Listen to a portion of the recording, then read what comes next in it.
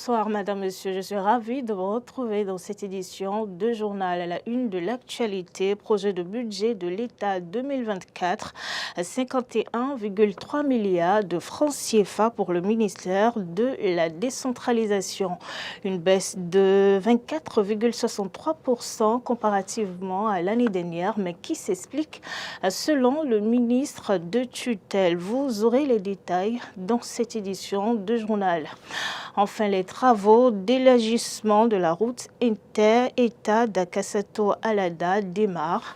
Ces travaux sont salués par les riverains, mais ne sont pas sans conséquences sur leur quotidien. Vous les entendrez au micro de Arthur Wando dans cette édition de journal. Et puis, l'hôpital indonésien de Gaza a été attaqué, faisant au moins 12 morts.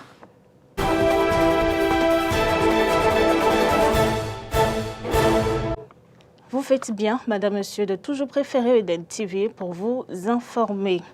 Le ministre de la décentralisation et de la gouvernance locale, Raphaël Cotegnon, était face aux députés de la Commission des finances de l'Assemblée nationale hier lundi. Le projet de budget général de l'État gestion 2024 prévoit un montant de 51 milliards 397 millions 4 761 francs CFA affectés au ministère de la décentralisation et de la gouvernance locale. Comparativement à 2023, les fonds alloués sont en baisse de 24,63%. Une baisse qui s'explique par une réduction de 67,04% des ressources intérieures du PIB due à la suspension des travaux de réhabilitation du bâtiment central du ministère et des anciennes préfectures afin de rationaliser l'utilisation des ressources publiques selon donc les explications du ministre Raphaël Cotegnon aux députés membres de la Commission des finances de l'Assemblée nationale. Abomey-Calavi va vibrer du 22 au 24 décembre prochain au rythme de la première édition du Festival international des rythmes et danses identitaires d'Abomey-Calavi. C'est un festival où la riche culture béninoise et africaine sera déployée afin que la jeune génération s'y abreuve. En prélude à l'événement donc, les organisateurs ont organisé une conférence de presse qui s'est tenue hier à Dadi Center à Calavi. Le reportage est signé Arthur Wando. La danse et les rythmes musicaux traditionnels constituent en Afrique un patrimoine identitaire qu'il importe de valoriser et c'est ce que Gildas Lantokbode à l'état civil où Gilles Dadi s'apprête à faire au cours du mois de décembre au travers de ses différentes activités. C'est le festival qui est d'Abomey-Calavi, un peu comme on a l'habitude de l'utiliser comme la plupart des festivals qui présentent leur origine, un peu comme le festival d'Orléans, un peu comme le festival d'Anoumabo. Mais il s'agit des rythmes et danses qui permettent d'identifier une localité, une région, un pays. Et tous ces rythmes et danses se retrouvent dans Abomey-Calavi pour cette belle célébration qui sera annuelle. Il y aura du Toba, il y aura du Zeni, il y aura du Agbadja, il y aura du Teke, il y aura du Bourrian, il y aura d'autres rythmes qui permettent d'identifier des pays, des régions. Il y aura des ateliers qui vont nous amener à travers des musicologues à comprendre comment aujourd'hui, lorsque nous parlons de musique urbaine, comment, quand bien même on a envie, un peu comme le parrain le disait tout à l'heure, de faire comme les autres, mais avoir un sous-bassement. King Vincent, la voix d'or du Togo, est le parrain de la première édition du Festival international des rythmes et danses identitaires d'Abomey-Calavi. Gilles Dadi justifie le choix de l'artiste. C'est pour manifester un peu le caractère international que nous avons choisi King Vincent. J'ai eu à le dire avec M. Rouyazé, qui a posé également la même préoccupation que M. Ba. Le contact que M. Ba m'a aidé à établir également au niveau de la mairie d'Abomey-Calavi.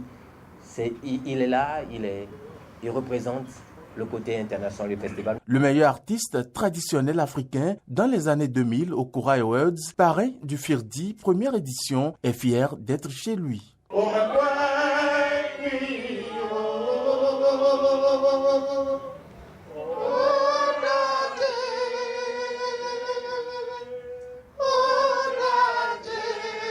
Je suis chez moi Pour pousser encore plus loin, je dis souvent aux gens que mon pays est plus grand que le Togo, mon pays est plus grand que le Bénin, que je viens du Grand-Tobé. Beaucoup ont cru aux visionnaires du Festival international des rythmes et danses identitaires d'Abomey-Calavi, notamment Mathieu Ba, responsable du tourisme. J'ai cru en Gilles Dadi parce que c'est quelqu'un qui se bat pour avancer. C'est un jeune qui m'a plu et je suis fier de voir ce qu'il fait. Je suis fier de voir ce qu'il fait et je crois qu'il ira très loin parce qu'il travaille beaucoup pour cela et il ira très loin. Et comme on dit, c'est le confortement. Clint Messan disait tout à l'heure, le nom ouvre des portes. C'est son nom aussi qui ouvre des portes. Lui ne sait pas, je connaissais les Lantokbodé depuis la classe de 6e à Porto Novo, ses cousins, les Ludovic, etc. et tout. Et donc, parce qu'il a un bon nom, quand il me parle, je lui ouvre toutes les portes que je peux lui ouvrir.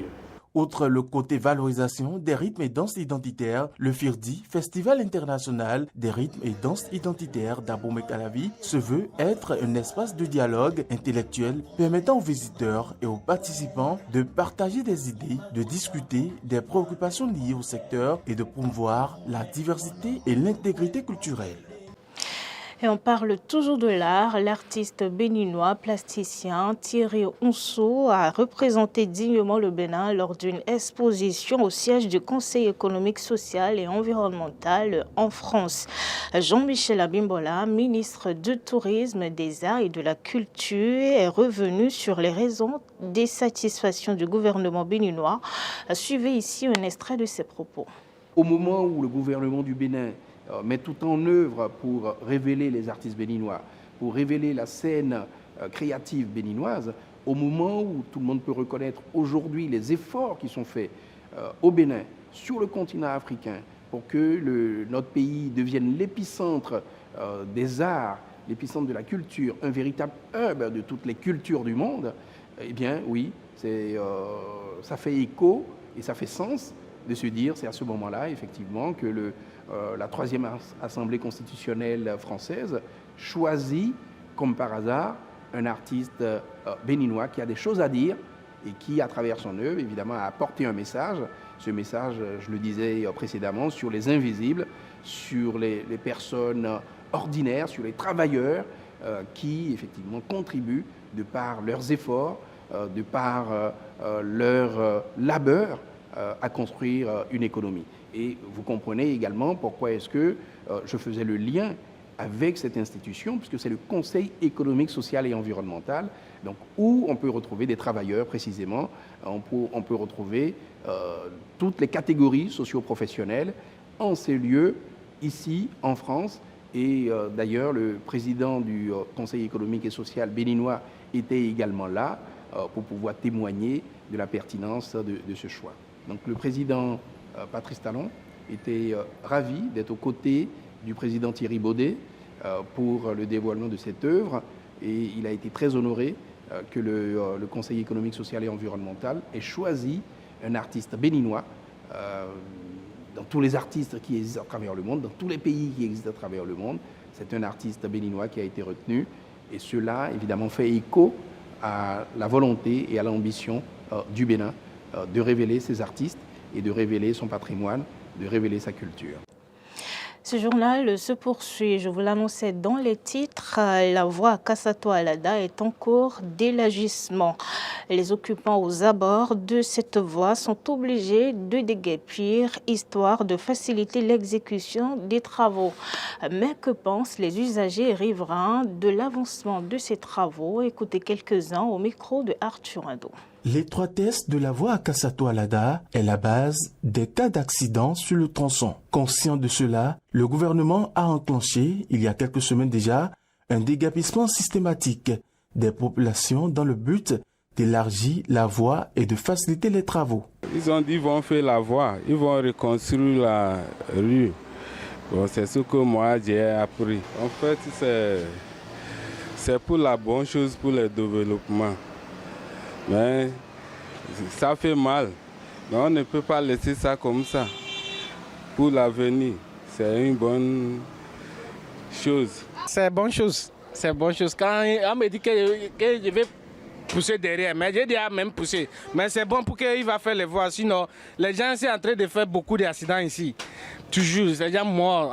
C'est pas bon comme ça. C'est bon qu'on va bien pousser pour que la voie va bien passer.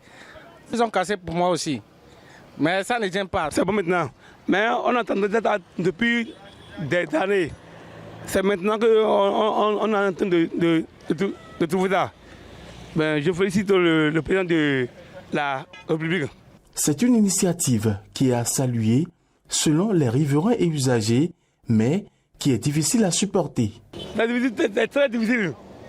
Mais avant de manger le chose là, neuf, il faut casser ça avant de manger. Mais je dis à la chef de l'État de faire de leur donner le temps vite pour terminer la voie. Et après, quasiment, si on ne fait pas, vraiment, ça ne serait pas une bonne situation. Le projet de construction du tronçon à Kassato-Alada, fragmenté en 3 lots, a été confié à 3 entreprises chinoises suite à un appel d'offres lancé en Chine, suivant les procédures retenues par l'État béninois. Tout ceci pour le bonheur de la population. Et puis, madame, monsieur, vous n'oubliez pas, les festivités entrant dans le cadre des 10 ans du groupe de presse ITV International démarrent demain avec le match d'exhibition qui se jouera au centre de sport Takune Center à Kassato.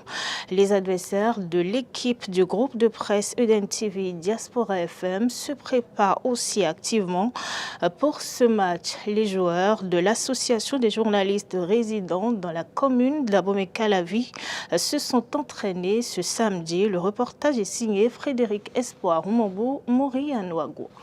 Pour un premier entraînement sur du terrain synthétique, les partenaires de Hilarion Kenyon n'ont pas fait dans la dentelle. Ils vont commencer par un échauffement petit poteau. Dans ce jeu, les piliers en dehors du président Hilarion Kenyon sont Nazer Vikou et Crespin Nsodaï. Ainsi adaptés au synthétique, ils vont passer aux choses sérieuses avec les poteaux officiels de la rencontre. Ici, Djekluno Malfric va s'illustrer comme gardien de but. Des tentatives de dribble éteintes quelquefois, quelques passes réussies, des frappes et des buts. Au terme d'une 30aine de minutes d'entraînement, la coach pense que ses poulains sont tout à fait en jambes pour répondre au match du mercredi. Bon, c'est un match de gala, ça se prépare très bien. Bon, on va jouer entre nous. Je suis sûr de mes poulains, on va donner le meilleur de nous-mêmes. Et le mercredi, vous aurez affaire. Identifiera affaire avec nous. Et au président Hilarion Kenyon d'ajouter ce qui suit. Comme vous voulez de voir la qualité du jeu auquel vous avez assisté tout à l'heure, doit vous renseigner sur ce qui va se passer le mercredi. Vous avez la chance de remarquer des joueurs qui ont quitté même l'extérieur. Vous avez vu le coach qu'on a réquisitionné spécialement pour ce match. Vous le connaissez très bien, vous connaissez ses compétences. Vous voyez les joueurs que vous avez en face de vous, ça doit vous donner de l'insomnie. Et donc nous sommes bien apprêtés. Nous n'attendons pas 10 ans avant de nous entraîner. Nous on est dans le football à tout moment. Vous voyez des gens, vous avez vu la qualité des jeux développés. Vous avez vu notre Gaulier, vous avez vu ses compétences, vous avez vu ses sorties, vous avez vu comment est-ce qu'il s'est défendu. Et donc nous vous rassurons que vous aurez du bon football. On n'est pas que journaliste, on n'est pas que directeur de publication, on n'est pas que promoteur d'organes de presse, mais on est des joueurs patentés. Et on n'est pas venu vous raconter ce qui s'est passé, vous l'avez vécu en live, vous avez assisté à un beau football. Vous en assisterez davantage le mercredi prochain, je vous rassure. Match d'exhibition, ITV International, association des journalistes résidents dans la commune d'Abomey-Calavi. C'est le mercredi 22 novembre 2023 au centre de sport Takune Center. Un rendez-vous à ne manquer sous aucun prétexte. Alors prenez donc le rendez-vous demain. En dehors du Bénin, en République démocratique du Congo, il n'y a pas question qu'un ancien Premier ministre soit candidat à l'élection présidentielle. Les détails avec nos confrères de RT. Matata Ponyo Mapon, ancien Premier ministre de la République démocratique du Congo, renonce finalement à se présenter aux élections présidentielles. Son objectif, favoriser un autre candidat qui a plus de chances de l'emporter. Il a annoncé le retrait de sa candidature en faveur de Moïse Katumbi, candidat de l'opposition qu'il considère comme un potentiel vainqueur. Moïse Katumbi, président du parti Ensemble pour la République, met en avant ses succès en affaires et son bilan dans la province du Katanga avec la construction de routes, d'écoles et le développement de l'agriculture pour affirmer qu'il saura gérer le pays. L'ancien Premier ministre invite d'ailleurs les autres candidats à suivre son exemple. Mon désistement répond à l'aspiration profonde du peuple qui veut à tout prix que les régimes changent. La volonté du peuple est plus forte que la mienne. Je ne peux donc pas m'y opposer. La RDC nous a tout donné. Nous avons aussi, nous Congolais, l'obligation de lui retourner l'honneur et la dignité qu'elle mérite.